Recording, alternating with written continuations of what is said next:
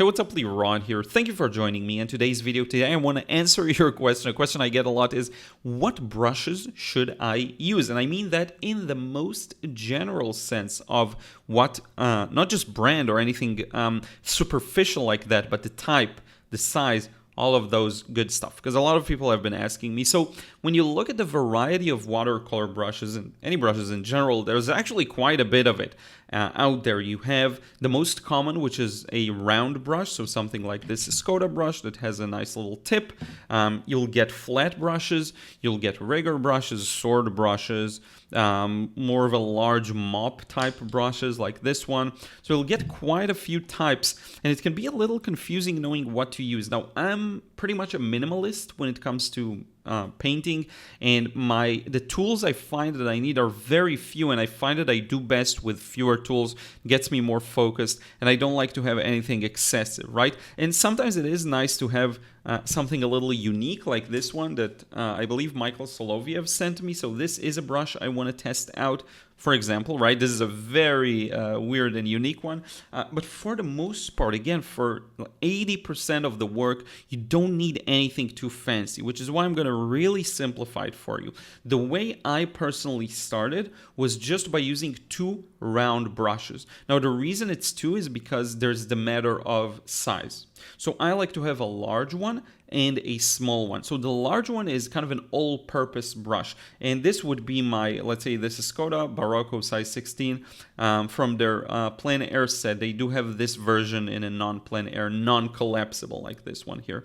But in any case, so this would be your staple anything, right? You can cover large areas, you can do small details with a good tip like this one. It looks a little weird, but it's actually a really nice tip. Escoda brushes are great for that. So that would be my go-to, just two round brushes that have a good, nice tip to them. That'll be the thing that carried me through like the first 3 years in watercolor. Easily. And I can mention it now, I've been using Silver Black Velvet, which is the first brand you see here. I'm going to put links to everything down below. So if you really want to keep it simple, two round brushes with a good tip and you're good to go. Now, the one thing you have to have in mind is the size of the brush. And I'm going to talk a bit about other types as well in a second, but I really want to keep this simple. If you just want to get started, you don't know what you need, it's two round brushes with a good tip. Now, for dimensions, it will depend on the size of painting you're going to make. Obviously, larger paper will require larger brushes that have better capacity. For beginners, just to give you something to work with, I recommend small piece of paper. So something like this is actually the equivalent of an A4 paper, so just normal printer paper. Now, if you take a sheet that you buy in the store and you cut it to, if I'm not mistaken, eighths, so half, and then again half, this is the size you'll get, right? There are different types of sheets, but to keep it really simple, but this is A4. If you place it on an A4 scanner, it's going to fill up the scanning area. This is the most common type of size of paper that I recommend using for beginners, and maybe even half of it sometimes. So for that, you will need probably a brush of around the large one, 14 to 16. So this is a 14, you could even go up to 16. Sorry, this is 16, you could go down to 14 or something like that for the large brush will help you cover this area pretty easily. And the second size would be around 10 to 12, which may sound large for some people who are used to very small brushes and painting each and every detail, but I find you don't need that, because if you have a good tip for the brush and you just use it gently, I'd much rather know how to use the brush gently to get that fine detail rather than rely on tons of tiny brushes. Okay, so this would be the two brushes that should carry you like 80% of the time. Now, for me personally, I did also very quickly learn that I need a rigger brush, a very thin brush, so something like this, and this is actually a Lebenzon brush. And we'll get to that again in 1 second, you can see it here. So this type of thin brush is great for the small details and for signing the painting. So for the very small, more linear type details, I find that a rigger brush is very useful, and sometimes I'll take it one step forward and I'll use a sword brush. So a sword brush is similar to a rigger brush, but it has a thicker base so that you still get the benefits of a thin rigger brush, right?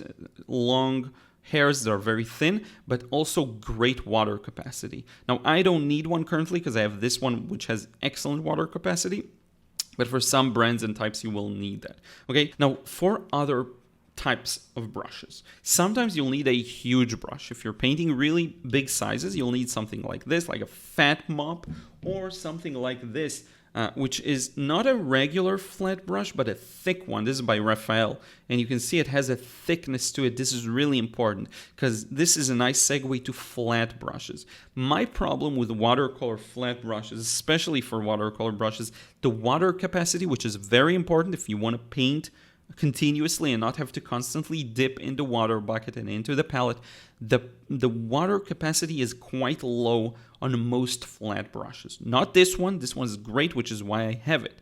And this one's an 1.5 inch, 40 millimeter Petit Gris. You can actually see the exact model here. I'll have links to pretty much everything down below. I don't know if you can find this one on Amazon though, but it's the Petit Gris. It's a squirrel actually. 296 is the number. But most flat brushes have not so good of a water capacity. So I would avoid them for the most part, especially for large washes. You can use them for details if you are painting a lot of sharp turns, if you're doing a lot of cityscapes, buildings, windows, stuff like that. They are useful, but I would pretty much avoid them for large washes. Now, there's another type, that's the watercolor brush pen, which is the one with the water container in it. It's kind of good for on the go if you don't have water, but I find it not to be that comfortable to use, so I would skip probably that. And then there's just the miscellaneous kind of brushes like this one that I've shown you. These can be a great opportunity to try something different, maybe find a unique type that works really well for you personally. So I would encourage you to give it a try, test out many different types. I have this one that I still need to test out. I haven't even gotten the chance to, more of a Chinese calligraphy type of brush, this kind of a thing that I do want to try out. There are all sorts of brushes out there, but I like to keep it simple and find a thing that actually works for me, which is 2 round brushes, 1 rigger brush. Now, as for my specific recommendations, again, so you can see top here, Silver Brush. That's the brand. They have silver black velvet brushes. I'm going to put a link to that specifically because I've been using the specific model, Susan Louise Moyer Basic, and I've seen this after Steve Mitchell's recommendation from The Mind of Watercolor. Great set to get started. Decent price for a 3 brush set. And they're good. You get 3 sizes of round brushes, which is exactly what I recommend. Again, a big, small, and then the tiniest one to me was useless, to be quite frank. I didn't need it. I just needed the 2 large ones, so maybe you can try buying them separately. But that would be my first recommendation. Then if you want something a little more professional, we're getting to Escoda and Lebenzon brushes. These are a little more expensive, generally speaking. Not that terrible, but a little more expensive. So that would be your option if you've been painting for a while, you want something to last for a long time and is good quality. Escoda are great. Again, great quality, great tips. I had a few small minor issues with their plein air sets. Sometimes this becomes a little wobbly and wonky and just disconnects, but for the most part, they're great. And for the actually don't have one handy here, but for the non-plein air sets, they're perfect. They're really well known for their sharp tip, so you can get a larger mop that still has great control. So you can cover up large spaces and get the small details in. And then lastly, probably my top recommendation would be a Lebenzon brush. So this is the one I always have handy here. This one and my rigger brush. So this is the large goat hair, and this is the small brown synthetic. These are excellent for a multitude of reasons. That bamboo grip is just wonderful. It's much more evened out than if you're using something, especially a metal brush, that's a little more unified in its construction, so you are more likely to get calluses.